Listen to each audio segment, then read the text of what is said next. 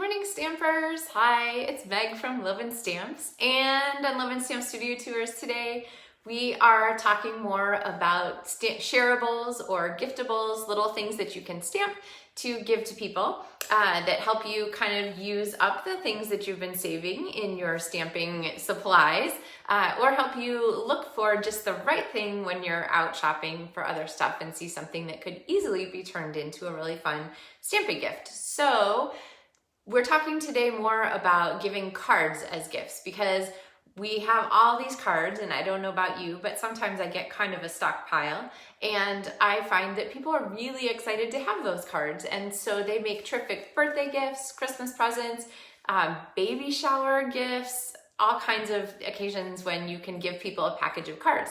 The package is the little asterisk keyword there though, and the package is kind of sometimes important to making the gift be exactly what you want it to be. So yesterday I shared some different boxes, including the one with the acetate card box, and I found this other one when I was flipping through some stuff yesterday. Here's another acetate card box that I made a couple of years ago. Hey Petra.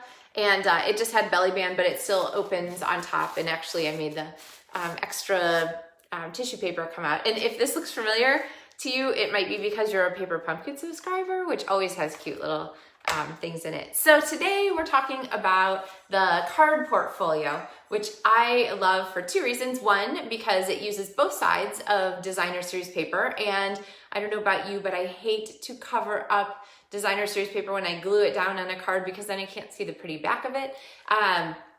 So that's one reason. And then the second is that you can make your cards from the same paper, and then it's all coordinating, which is perfect. So here is how this works. It's a little folder here. And I want to say thank you to Barb Priest, who made a small version of this. Her size was for note cards, and so I kind of scaled it up and tweaked it just a little bit to fit regular size cards. But thank you, Barb, for the inspiration on this.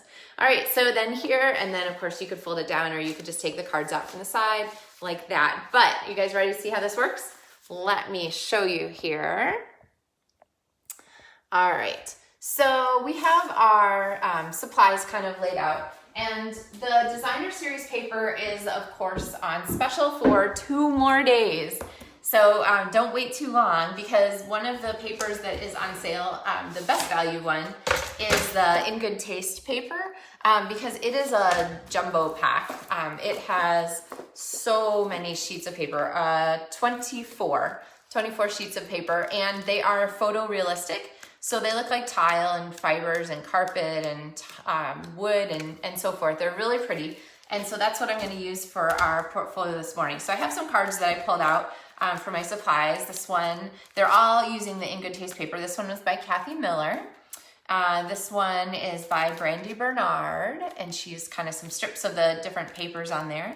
This one is by Mary McNeely, and I love the peach that she put onto this card. And then the stamps for this are the stamps that go with the In Good Taste, the textures one. So this is Sandy Rule. So we need a home for these sweet cards. So let's make up our folder.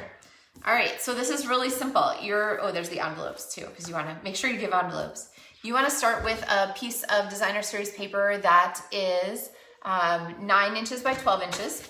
Which basically means I just took this and cut it off. Now this I used to make my cards here on the sunflower version that I did. And basically I cut this paper and I used a strip of it there, and a strip of it there, and this strip in there, and this strip there. So that used up most of the other paper pieces.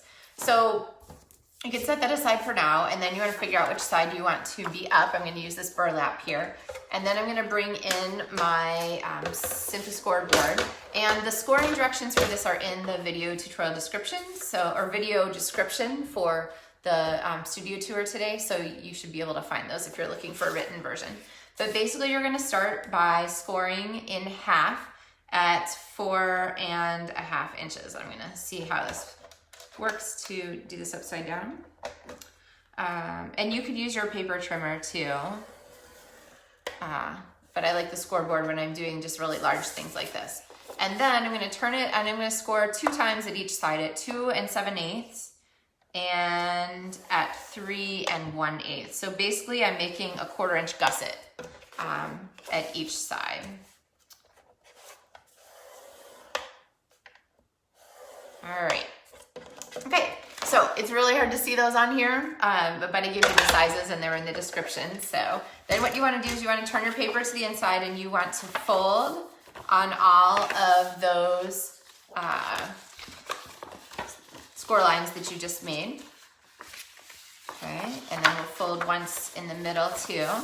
And then this is really simple. All you're going to do is you're going to take your corners and you're going to fold them to the score line, the upper one. So I'll kind of give you a thing. So see here how the gusset is set? So this fold here goes to the first score line and then the second score line is over here, okay? So you're gonna do that on all 4 corners.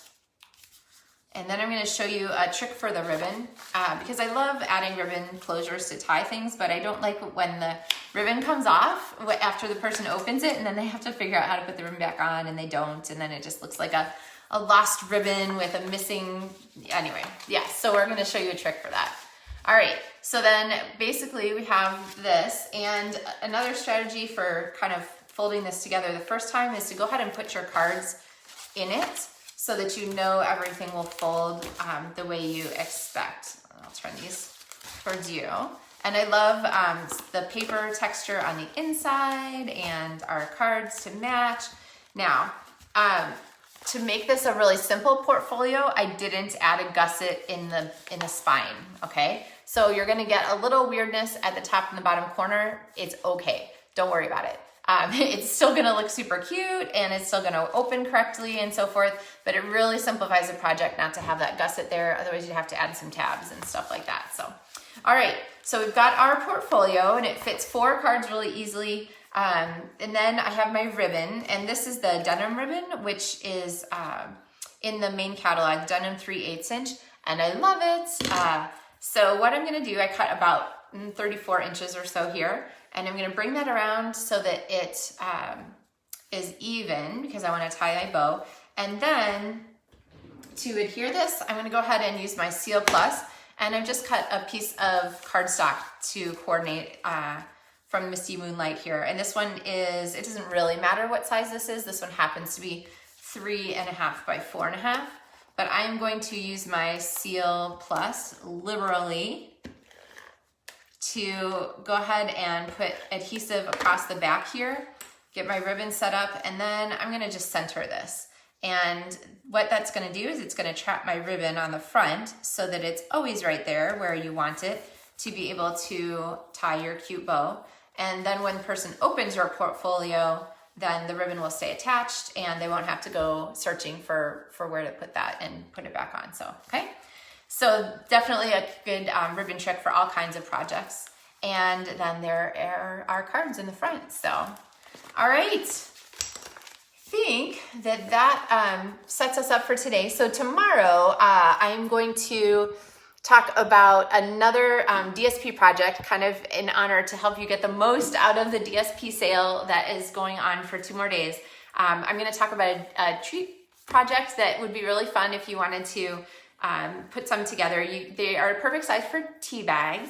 And if you are gonna see people for Halloween, your neighbors or so forth, you could hand those out to grown-ups. They always get a kick out of getting something special just for them. Or you could put candy in them too and make them out of Halloween paper for trick-or-treaters and give them out that way. So, all right. Thank you guys so much for watching LovenStamps Studio Tours. I really appreciate your time each day. Oh, and tomorrow morning we're gonna be a little bit early. I'm gonna meet about 8:45 Central Time. So I apologize for you West Coast people because I know that's really early, but recordings are good for watching later. So, all right, any comments or questions or projects you're working on? I'd love to hear about them. Leave them in the comments. And otherwise, I will see you guys tomorrow. Happy stamping. Have a great day.